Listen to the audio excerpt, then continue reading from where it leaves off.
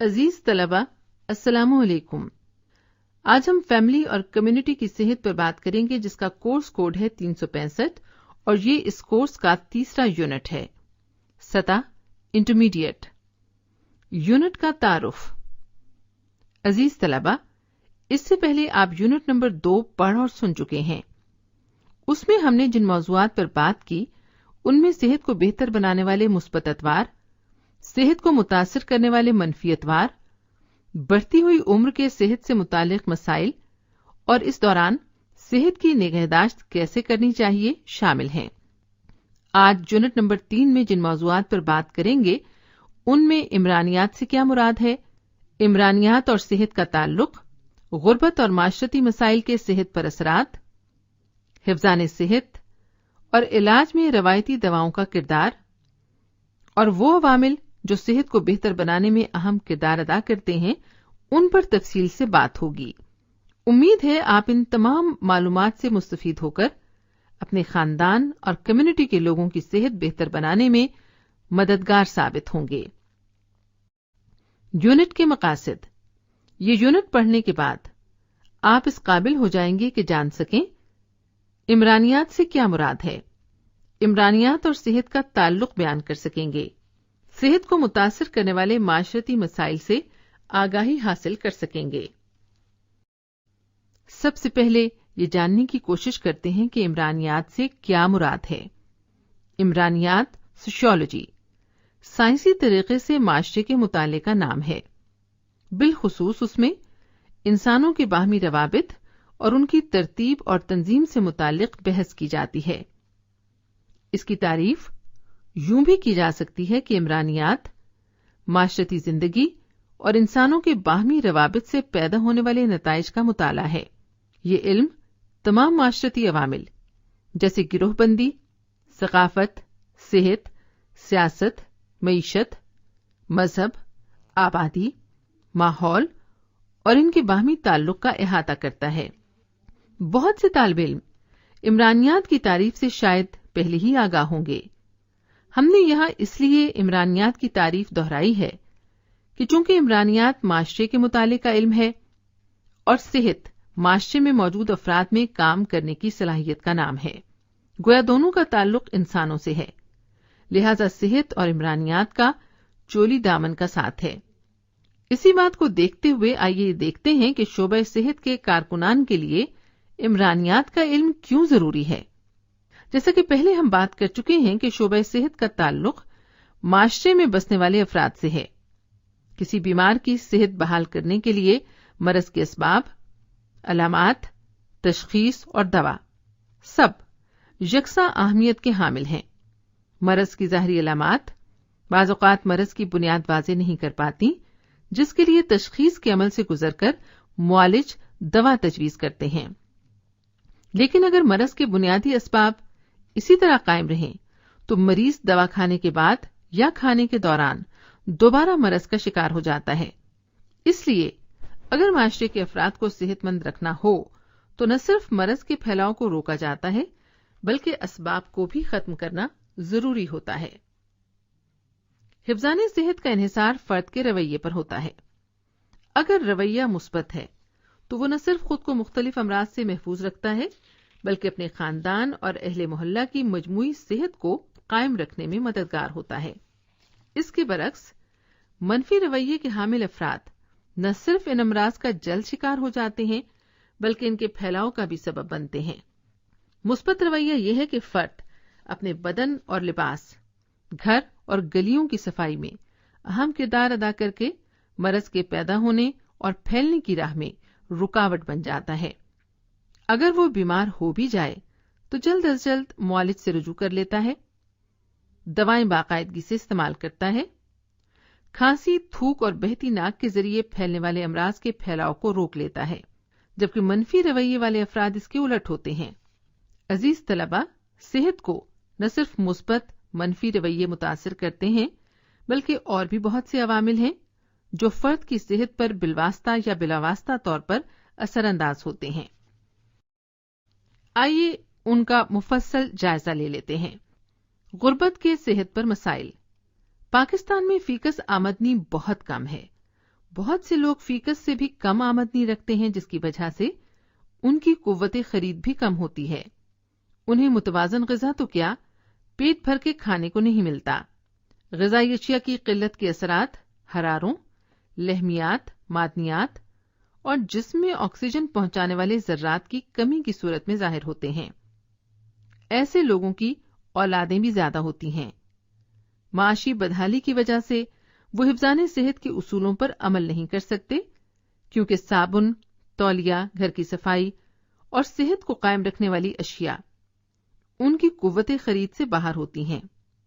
یہ لوگ تنگ و تاریک گھروں، کچی آبادیوں میں رہتے ہیں، جہاں صفائی، نکاسی آب اور بجلی وغیرہ کی سہولتیں میسر نہیں ہوتی، جس کی وجہ سے ان کی رہائش گاہیں لال بیگ، مچھروں اور مکھیوں کی آماج گاہ بن جاتی ہیں، جو بیماریوں کو وبا کی شکل دیتے ہیں۔ ناخواندگی ہمارے ملک کا سب سے بڑا مسئلہ ناخواندگی ہے۔ یہاں صرف 26% لوگ پڑھنا لکھنا جانتے ہیں۔ مطلب یہ ہوا کہ 74% افراد سرکاری غیر سرکاری تنظیموں کی طرف سے تقسیم کیا جانے والا حفظان صحت کا مواد پڑھ نہیں سکتے، یوں وہ بہت سی معلومات سے محروم رہتے ہیں۔ ایسے افراد اگر علاج معالجے کی معاشی استطاعت رکھتے بھی ہوں تو ناخواندگی کی وجہ سے علاج کی سہولتیں حاصل نہیں کر پاتے۔ ایسے لوگ بیماریوں سے متعلق مختلف خیال رکھتے ہیں، علاج کے بجائے منتر پڑھنے یا جھاڑ پھونک کرنے والوں سے رجوع کرتے ہیں۔ بے روزگاری اگر پیسے ہوں تو آدمی تعلیم اور صحت کی سہولیات حاصل کر لیتا ہے، لیکن پیسہ کمانے کے لیے روزگار کا ہونا ضروری ہے۔ ہمارے ملک میں روزگار کے مواقع وافر مقدار میں میسر نہیں۔ پاکستان کی 70% آبادی زراعت اور اس سے متعلقہ پیشوں سے منسلک ہے۔ چھوٹے کاشتکاروں کی زمین آبادی بڑھنے کی وجہ سے تقسیم ہو کر صرف مکان بنانے کے لیے رہ گئی ہے۔ ٹریکٹر اور جدید مشینری نے لوگوں کو بے روزگار کیا ہے۔ جس رفتار سے آبادی بڑھ رہی ہے اس شرح سے ذرائع روزگار پیدا نہیں ہوئے، اس لیے بے روزگاری کی شرح بڑھ رہی ہے اور دن بدن خطرناک صورت اختیار کرتی جا رہی ہے۔ جرائم تعلیم کی کمی اور بے روزگاری سے جرائم جنم لیتے ہیں۔ تعلیم کے بغیر تعمیری سوچ پیدا نہیں ہو سکتی۔ معاشی بدحالی پیسہ حاصل کرنے پر مجبور کرتی ہے، جس سے چوری، ڈاکہ اور لوٹ مار جیسے واقعات رونما ہوتے ہیں۔ اس کے علاوہ ناجائز ذرائع کاروبار، منشیات کا استعمال، رشوت اور اسمگلنگ جیسے جرائم معاشرے میں عام ہو جاتے ہیں۔ منشیات کا استعمال جرائم بڑھتے بڑھتے ایسے ناسور بن جاتے ہیں جو اعلیٰ معاشرتی اقدار کے لیے سرطان کا کردار ادا کرتے ہیں۔ گھر پہلے ہی معاشی مسائل کا شکار ہوتا ہے، وہ ہیروئن جیسی نشہ آور شے کی لاگت برداشت نہیں کر سکتا، نتیجتاً نوجوان نشہ پورا کرنے کے لیے جرائم میں ملوث ہو جاتا ہے۔ اس طرح اس کا ذہن مفلوج ہو جاتا ہے، اپنی ذمہ داریوں سے عاری فرد اپنا معاشرتی کردار ادا نہیں کر سکتا۔ وہ نہ صرف خاندان کے لیے بوجھ بنتا ہے بلکہ مزید مسائل کا باعث بنتا ہے۔ جنسی امراض، تعلیم کی کمی، بے روزگاری، جرائم اور نشے کی لت ایک نوجوان کو ایسا کھلونا بنا دیتے ہیں جس سے ہر کوئی کھیل کر اسے پھینک کر چلا جاتا ہے۔ اس سے اگلا قدم جنسی بے راہ روی ہے۔ ناجائز ذرائع جیسے چوری، اسمگلنگ سے حاصل کردہ دولت جنسی بے راہ روی کا سبب بنتی ہے۔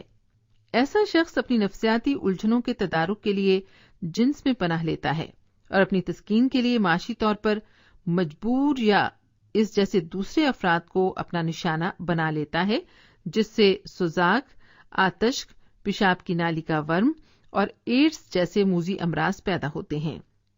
ضعیف الاعتقادی، تعلیم کی کمی کی وجہ سے دیہاتوں میں بسنے والے افراد تربیت یافتہ معالجوں سے علاج کے بجائے پیروں فقیروں کا رخ کرتے ہیں اور تعویذ گنوں سے علاج کروانے کو ترجیح دیتے ہیں، جس سے ان کے مرض میں کمی ہونے کے بجائے اضافہ ہو جاتا ہے اور بعض اوقات ان کا مرض لا علاج بھی ہو جاتا ہے۔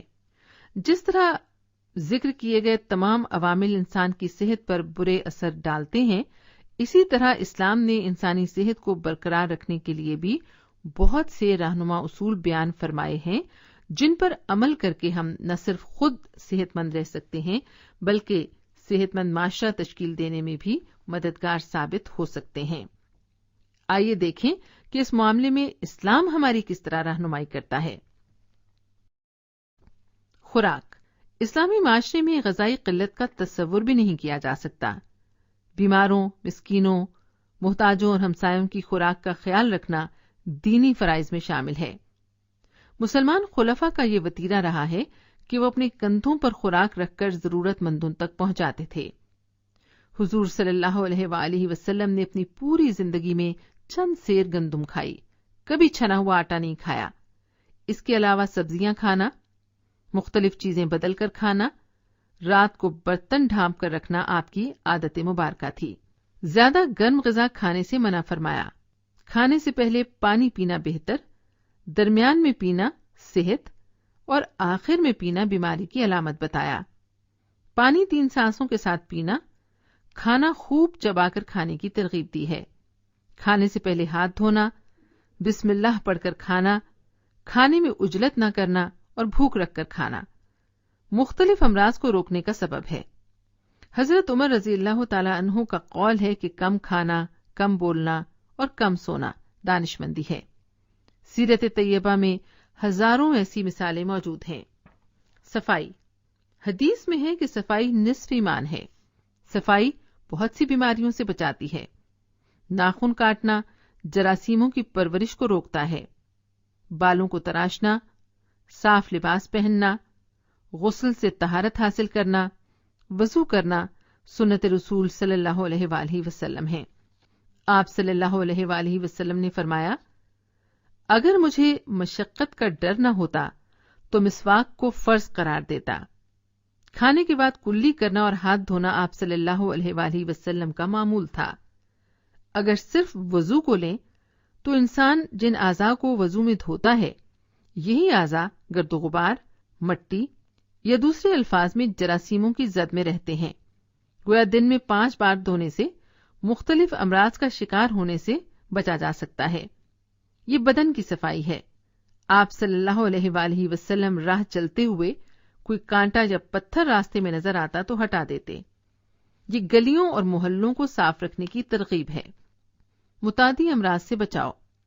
متعدی امراض ہوا، پانی، غذا اور میل جول سے پھیلتے ہیں۔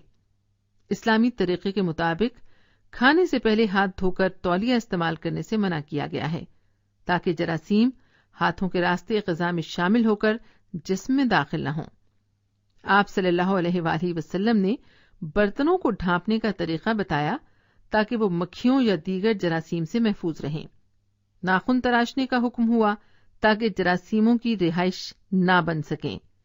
لباس اور بدن کو صاف کرنا فرض ہوا کہ یہی بہت سے امراض کی بنیاد ہیں۔ جنسی تعلیم، اسلام نے معاشرے اور فرد کو جنسی بیماریوں سے بچانے کے لیے ایسے طریقے رائج کیے ہیں جن پر عمل کر کے ایک اعلیٰ اقدار کا حامل معاشرہ تشکیل پاتا ہے۔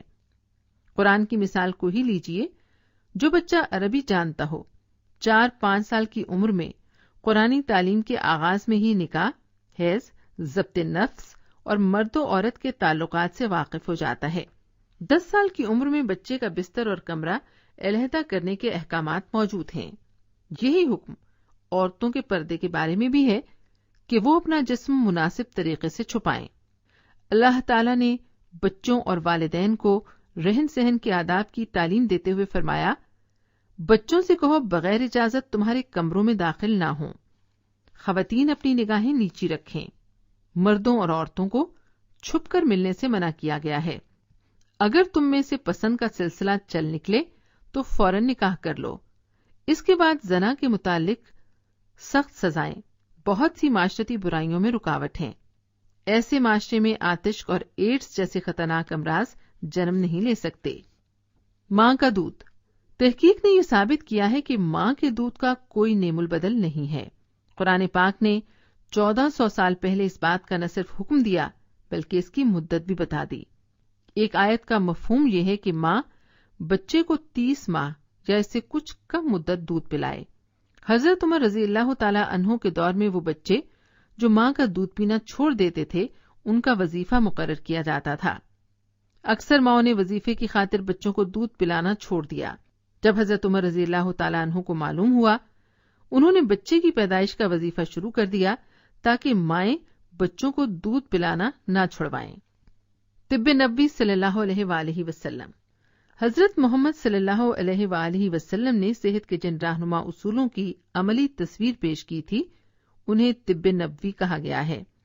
آپ صلی اللہ علیہ وآلہ وسلم نے کئی اشیاء کے طبی فوائد پر روشنی ڈالی، جن میں روغن زیتون، شہد، انجیر، پھل سبزیاں اور دودھ وغیرہ شامل ہیں۔ جب صحابہ کرام رضی اللہ تعالی عنہ آپ صلی اللہ علیہ وآلہ وسلم کے سامنے کوئی تکلیف بیان کرتے تو آپ کوئی دوا تجویز فرماتے۔